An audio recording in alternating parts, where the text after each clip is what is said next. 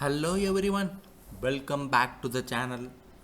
So we are currently looking about the Conquering Economies series, and for today's lecture we'll be looking about public debt. So before we move on to the lecture, do subscribe the channel so that you can get useful information about UPSC exam and proper lectures which will explain the concepts clearly for UPSC exam. So let's get into the lecture. So today's lecture will start with public debt, wherein it comes under for prelims as well as mains examination. So let's get into the lecture directly.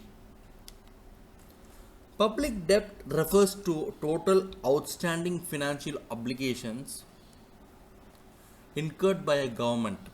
It arises when government expenditure exceeds its revenue, leading to a fiscal deficit that needs to be financed through borrowing.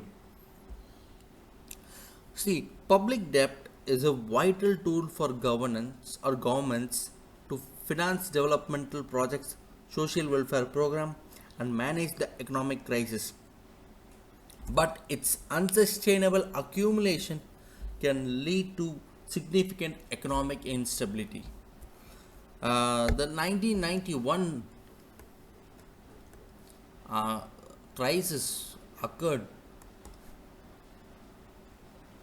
in India due to heavy debt as well. Like the expenditure was more than the revenue. So because of which that crisis occurred. So this is public debt. When the expenses is more but your revenue is less, so you have to borrow money and do the expenses, wherein it keeps on accumulating in your wealth. So there are two types of debt. First is internal debt and external debt. So money borrowed by the government from within the country is called internal debt. It is denominated in the domestic currencies. So it has two sources, which is marketable securities. See, these are tradable instruments issued by the government. Marketable securities are issued by the government. They include dated government securities like long-term instruments, which are typically 50 to 40 years, that pay fixed or floating interest rates. They form the largest component of the internal debt. So remember that these securities form the largest component of the internal debt. Next one is treasury bills.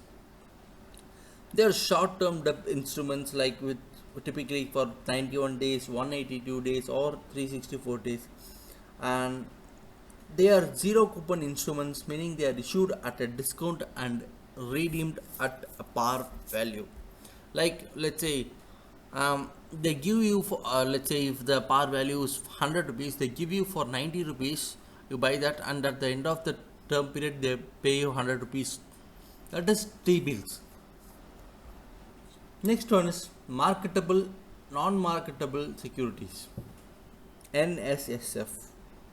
The funds collected through various small savings schemes, national savings certificates, Sukanya Samriddhi Yojana, they are all pooled into NSSF, which is National Small Savings Fund, which then invests a major portion in special government securities, and this acts as a significant source of government financing.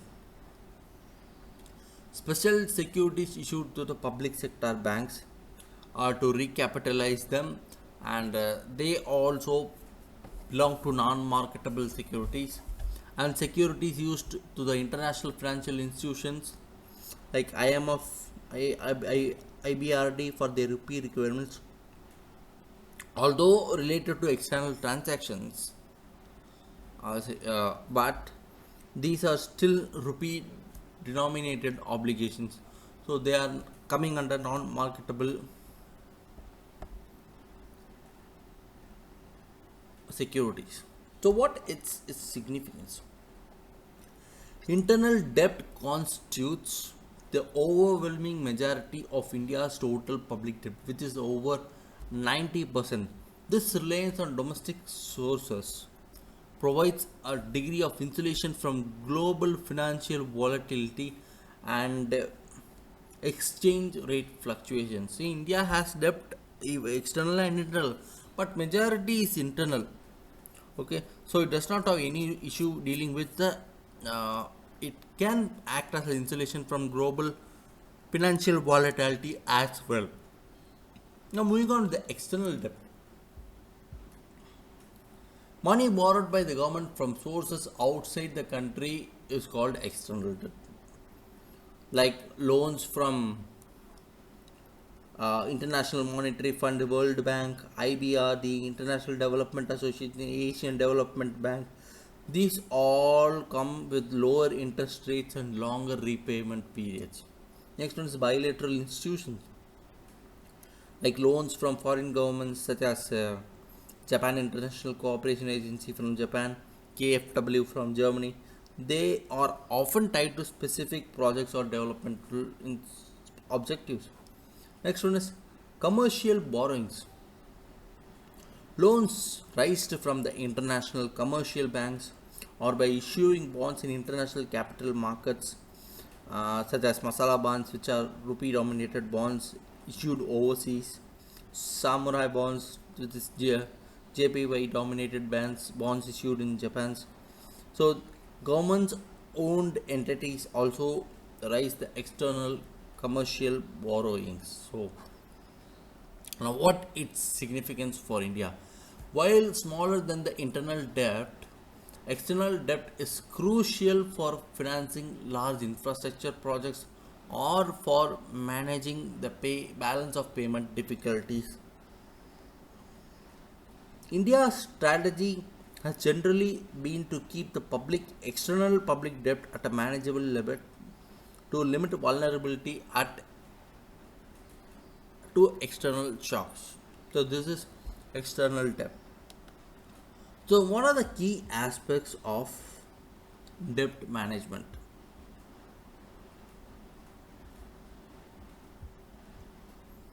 Borrowing strategy. See, deciding the optimal mix of internal versus external debt. Okay. See, based on the cost, risk, appetite, balance of payment consideration, India relies predominantly on the internal debt, which is very good. Similarly, what are the issuance methods? Government securities are primarily issued through auctions conducted by the RBI. This ensures market-based pricing. Secondary market development measures to promote trading in government securities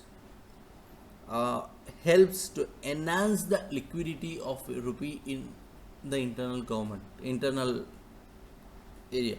Transparency, a regular publication of debt statistics and a clear debt management strategy to build investor confidence helps in the management of debts properly.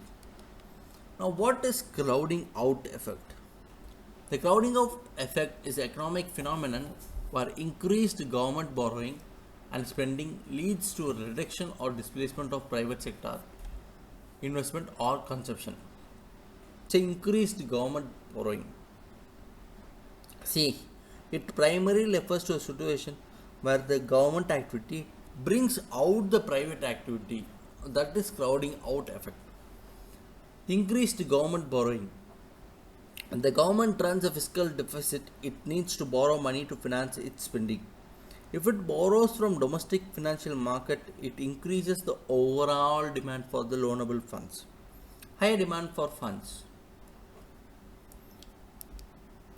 Within a given supply of savings in the economy, this increased demand for loanable funds pushes up the capital, which pushes up the interest rates, because government is crowding out because the supply of savings in the economy, the demand for increased loans, demand for loan loanable funds is increased, which pushes up the interest rates. Reduced private investment. Higher interest rates make it expensive for private businesses to borrow money for new investments. This discourages private investment, as projects that were previously profitable might no longer be viable at the higher borrowing costs. Reduced private consumption. Similarly, higher interest rates can discourage consumers borrowing for large purchases such as houses, automobiles, thereby reducing the internet sensitive private consumption. Now, what are the different types of crowding out?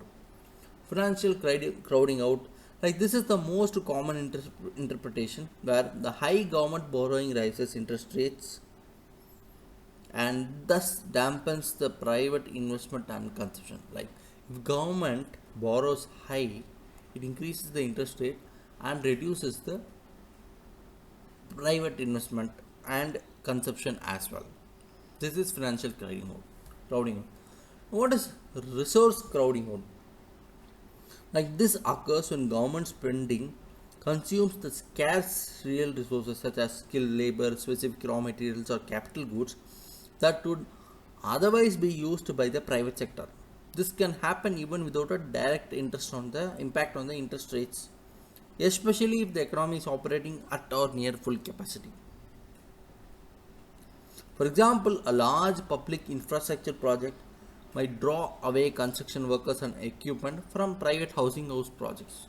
So that is, you take only the resources. It might not impact your interest rates, but you take the resources from private sector and put it into work under the government sector or public sector. So that's the type of crowding out effect. Now, debt sustainability. Public debt sustainability refers to the ability of a government to meet its current and future debt obligations without resorting to exceptional financial assistance such as debt restructuring or default, without undermining the macroeconomic stability. A sustainable debt path implies that the debt to GDP ratio remains stable or declines over time, given plausible assumptions about fiscal policy, economic growth, and interest rates. Let's look into the key factors determining the debt sustainability. Debt to GDP ratio. This is the most crucial indicator. It measures the total outstanding government debt relative to the size of the economy. A low ratio generally indicates greater responsibility and more fiscal space for future shocks.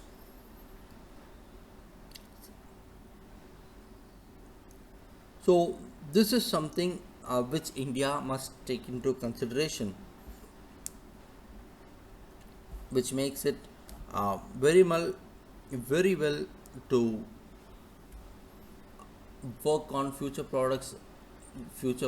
projects without damaging the debt to GDP ratio. Interest rate growth differential. This is the difference between nominal interest rate paid on public debt and the nominal GDP growth. If nominal GDP growth is greater than nominal interest, which brings in negative nominal interest rate growth differential, the debt to GDP ratio falls, even with moderate fiscal deficits, because economic growth outpaces the accumulation of interest payments, and this is highly favorable for debt sustainability. So India has mostly benefited from the negative IRGD, where robust nominal GDP growth has helped keep the debt to GDP ratio in check despite persistent fiscal deficits. The growth dividend is very crucial for India's debt sustainability. Next one is primary deficit or surplus. The fiscal deficit minus interest payments Primary surplus means the government's non-interest revenues exceeds its non-interest expenditures, which directly contributes to reducing the debt stock. A large primary deficit where government is borrowing even to meet its non-interest expenses is a red flag for sustainability. Like your revenue should exceed the expenses. So that is something which must be taken care of. Revenue mobilization capacity. The government's ability to raise funds or raise sufficient and stable revenue through taxes and non-tax sources is the revenue mobilization capacity of a government. Next one is quality of public expenditure. Debt used for productive capital expenditure infrastructure can enhance the economy's productive capacity and future growth, thereby improving the ability of debt used for productive consumption expenditure or inefficient subsidies which has less positive impact on economy. So the quality of public expenditures is very much important. The more you put towards the capital production, the more it is helping to repay the loans or repay the debt faster. So that's the quality of public expenditure which has been brought into. Now, challenges to debt sustainability in India. Elevated fiscal deficit. While on the consolidation path, India's fiscal deficit stands at around 4.4% of GDP for financial year 26. So that's elevated fiscal top. It must be reduced to 2.5%, which is suggested by encasing committee for the center. High revenue expenditure. A significant portion of the government expenditure continues to revenue expenditure like salaries, pensions, subsidies, leaving less fiscal space for growth enhancing capital expenditure or debt reduction. Next one is global shocks. India remains susceptible to global economic downturns, commodity price volatility, particularly in crude oil, and geopolitical conflicts, which can impact the government revenues and expenditure. Suboptimal tax buoyancy. Challenges persist in broadening the tax base and improving the tax compliance, particularly in the informal economy. Combined debt of center and states. The consolidated central government general government debt, which includes center and states, remain high, posing a collective fiscal challenges. States' fiscal health is crucial for maintaining the overall debt sustainability in India. So these challenges must be dealt with properly. What are the measures for the sustainable debt management in India?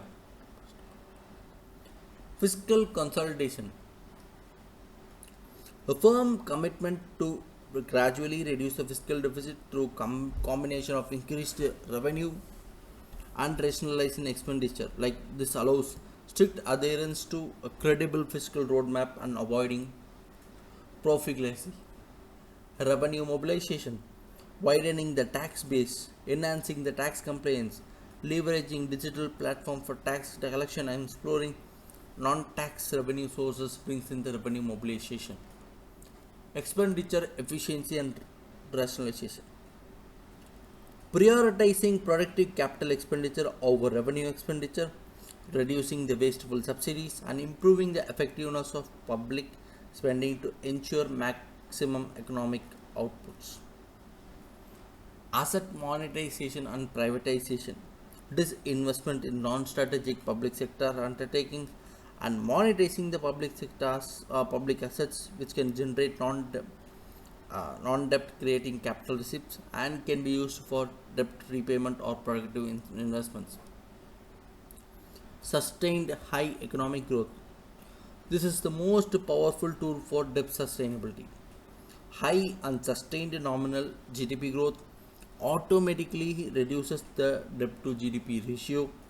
The government's focus on the structural reforms and capital expenditure aims to achieve this. Prudent macroeconomic policies. Maintaining stable inflation and a stable exchange rate reduces uncertainties and risks associated with debt servicing and overall economic stability. Next one is monitoring contingent liabilities. Regular assessment and disclosure of government guarantees and other contingent liabilities to understand the potential future applications will help monitor uh, the contingent liabilities and prepare the plan accordingly. So with this, we are done with today's lectures, guys. Hope you guys understood the public debt concept. The notes for this chapter will be put in detail in the Telegram channel. So also don't forget to subscribe follow the Telegram channel, and also don't forget to subscribe the YouTube channel for more videos on lectures and lectures as well. So keep supporting the channel. We'll resume with the next lecture soon. Thank you.